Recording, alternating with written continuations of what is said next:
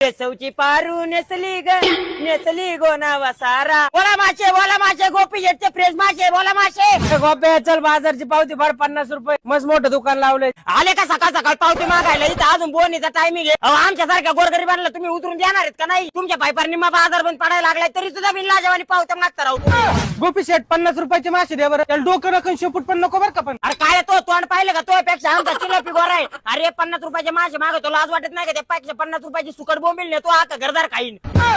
मला काय सांगू अक्षरच्या पाहून पाठच जावं लागते माझ्या जाळ काढायला. एकदा जाळ काढायला गेलो डायरेक्ट नाही तिच्या कडेलाच बिबट्या उगा माझ्या हात चिकलाचे होते नाही तर अक्षरच्या बिबट्याच्या शेपटील धरून असा आणला असता का परत वाचना झाली नसती त्याची मागे यायला. गोप्या अरे घरी बिर्याणी बनवायची पाहुणे आले तर असा भारी मासा दे ना नादच खुळा. ए बाबा अरे काय गिरायकाच्या टायमाला कॉल करतो तुझ्या बापाने माशाची बिर्याणी बनवली होती का लवकर इथून धरायचं अक्षरच्या खवले काढायचे आणि ना तुझ्या तोंडाचे खवले काढायचे. सांगतो भावा कधी कधी वाईटा घेतो रे धांद्याचं. सकाळी उठायचं माशा आणायला जायचं परत दुकान लावायचं परत आवरायचं. एकदा काय झालं 50 किलो माशाची ऑर्डर आली खुशाली 20 किलो मासे नेले 30 किलो व्हायला गेले माझे 2 मिनिटं.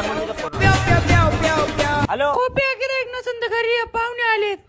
नाही गिराय चालू येतो मी थोडा मासे घेऊन ये. घरी आता मासे आणू का? हा. बरोबर उरल्या सुरलेल्या आणतो पाहुण्याला तेच खाऊ घालू आपण. हा नकोय. बरोबर असं होतं कधी कधी नाही का?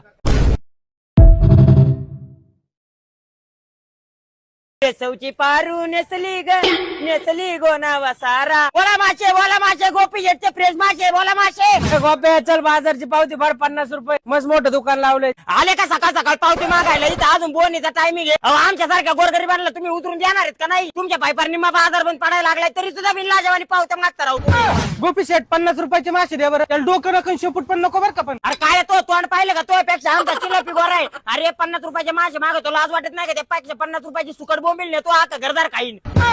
मला काय सांगू अक्षरच्या पाहून पाठच जावं लागते माझ्या जाळ काढायला. एकदा जाळ काढायला गेलो डायरेक्ट नाही तिच्या कडेलाच बिबट्या उगा माझ्या हात चिकलाचे होते नाही तर अक्षरच्या बिबट्याच्या शेपटील धरून असा आणला असता का परत वाचना झाली नसती त्याची मागे यायला. गोप्या अरे घरी बिर्याणी बनवायची पाहुणे आले तर असा भारी मासा दे ना नादच खुळा. ए बाबा अरे काय गिरायकाच्या टायमाला कॉल करतो तुझ्या बापाने माशाची बिर्याणी बनवली होती का लवकर इथून धरायचं अक्षरच्या खवले काढायचे आणि ना तुझ्या तोंडाचे खवले काढायचे. सांगतो भावा कधी कधी वाईटा घेतो रे धांद्याचं. सकाळी उठायचं माशा आणायला जायचं परत दुकान लावायचं परत आवरायचं. एकदा काय झालं 50 किलो माशाची ऑर्डर आली खुशाली 20 किलो मासे नेले 30 किलो व्हायला गेले माझे 2 मिनिटं.